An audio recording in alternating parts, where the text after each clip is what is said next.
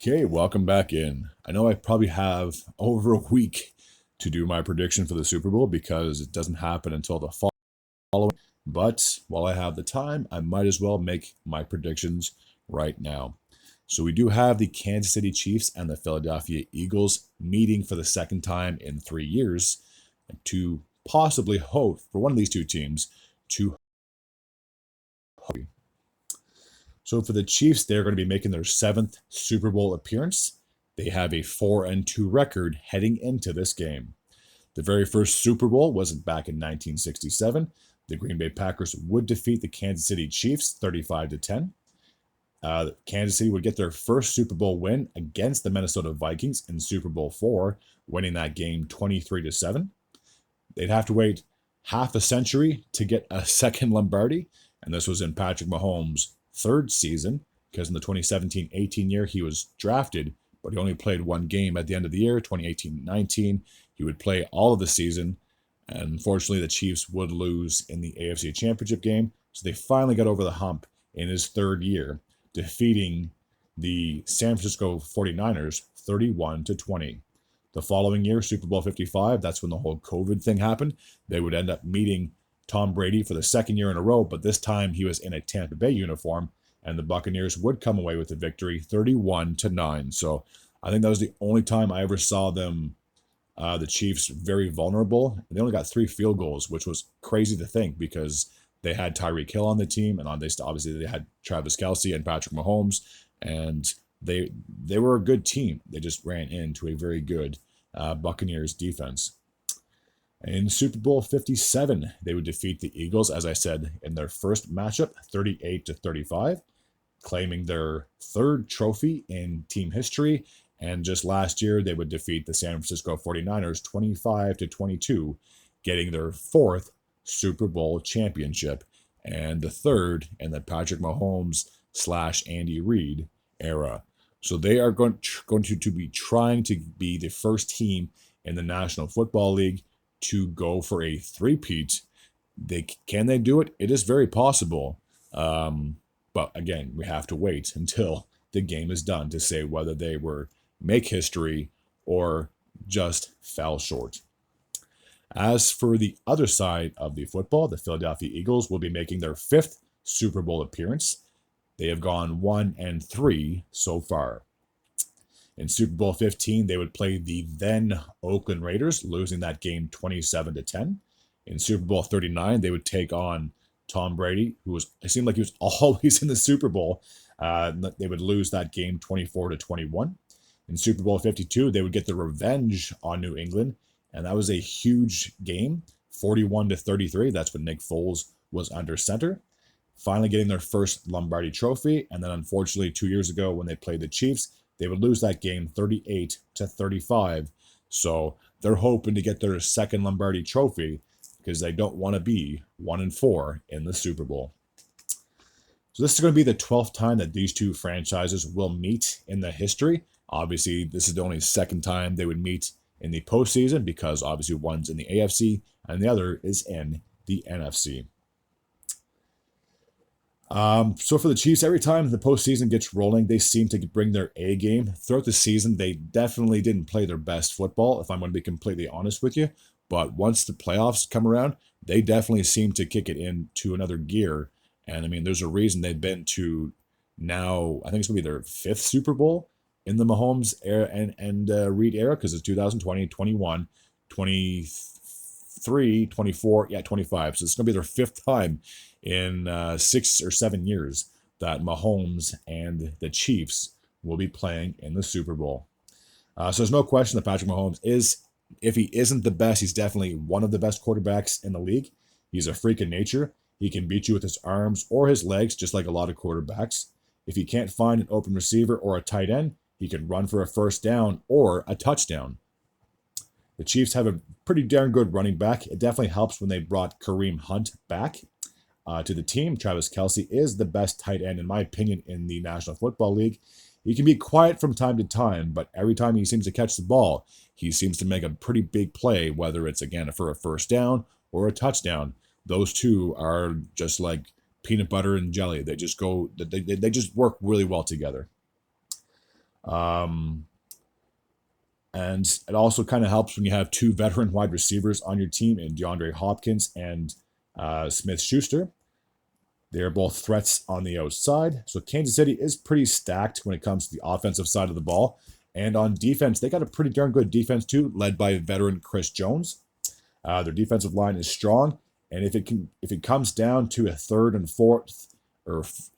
down or fourth down and short, they can stop you almost every single time. Doesn't matter if it's a run or QB sneak or a tush push, which is seems to be the new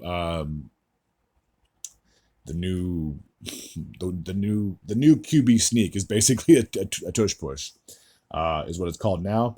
And now as for the Eagles, they're hoping for a different outcome, obviously, compared to the last time they were played against the Chiefs in the Super Bowl. Um, Jalen Hurts, just like most quarterbacks, can hurt you running the ball as well as he can throwing it too. I'm going to be completely frank about this, that I think this is going to be a run-heavy game from the Eagles side of the ball. Obviously, you have Jalen Hurts, who can do the run plat or RPO, which is the run pass option, and he can obviously run for a pretty decent gain. And it also really helps when you have Saquon Barkley on your team. The guy rushed for over 2,000 yards, and it seems like he's averaging like over 100 rushing yards a game. So if there's any way, like if there's one X factor for the Eagles to win this game, it's if they can get their run game going, and if the Chiefs cannot stop them, that's probably the Eagles' best chance of coming away with a Lombardi trophy. Another thing, too, for the Eagles side, veteran Brandon Graham. He's played in two Super Bowls with Philadelphia. He is likely to return from his injury after missing the end of the season. And if he ends up coming back, he can be a big factor in helping this defense possibly pull out a win. And then you also got Fletcher Cox. So you got two veteran guys. One's a defensive tackle, the other one's a defensive end, if I'm not mistaken. So you got some veterans on your team that can help propel your team to a Super Bowl victory. So now it's going to come down to my prediction as to who I think is going to win. If I'm going to be honest with you, as a Broncos fan, I'm tired of seeing the Chiefs on top. It seems to me like Kansas City is pretty much like the new modern day New England Patriots. They always seem to get to the big dance, and they always seem to have success and win Super Bowls. So I just want to see a new team pull this one off. I don't want to say a new team. I just want to see another team win the Super Bowl. But with that being said, they just seem to have the X factor, whatever it is. And if it comes down to a field goal, which Harrison Butker has been known for notoriously for kicking field goals. He won the Super Bowl 2 years ago with the Chiefs against the Eagles, in their first matchup, and then obviously he had a field goal in their Super Bowl matchup last year against the 49ers. So if it comes down to a special teams thing, he's probably money every single time. This is a tough one. This is really tough. Man, heading into the Super Bowl, after all my playoff predictions, I think I had 6 wins and 6 losses. So if I happen to get this one right, I'll obviously finish the postseason with an above 500 record. And if I get it wrong, obviously I'll finish below 500. So I would love for my prediction to come true. With that being said, again, this is probably the toughest prediction I've had to make all year because it is for the Lombardi Trophy. So I'm going to give the edge to, I'll say the Eagles. I could easily get this run wrong. The Chiefs could easily three-peat. But again, as a Broncos fan and maybe a Chargers fan can agree with me and maybe the Raiders fans can agree with me because we're all in the AFC West, we've just seen enough of Patrick Mahomes and the Chiefs winning Super Bowls. They already have 3 of them. I think 3 is plenty in my opinion.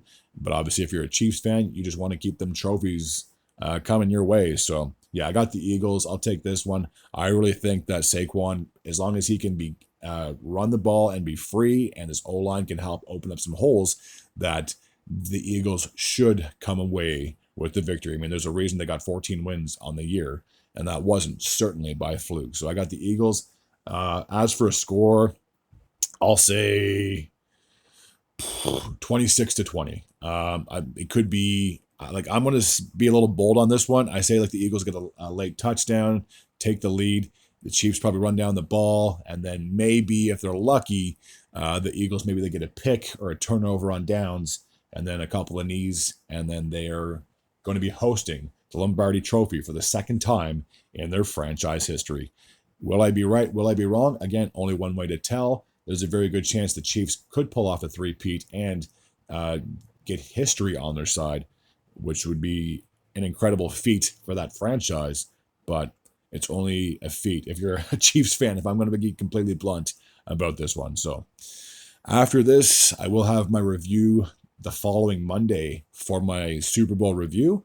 And then, unfortunately, the 2024-25 season will be over when it comes to the National Football League. Now, one thing I want to do that I haven't done and that I have never done before is follow any offseason moves that all the teams make. I mean, it's a long offseason between February and September. You got a 6 or 7 month gap before you have meaningful football yet again. And one thing I really want to try to do is see if I can follow the draft pick or the draft as well, and kind of just go from there. So yeah, I do have plans for off season for football, so this won't be my last football video of the calendar year. So as always, if you're new to this channel and you like this type of content, feel free to hit the sub button. I'd be very grateful and very appreciative. Until next time, and as always, take care.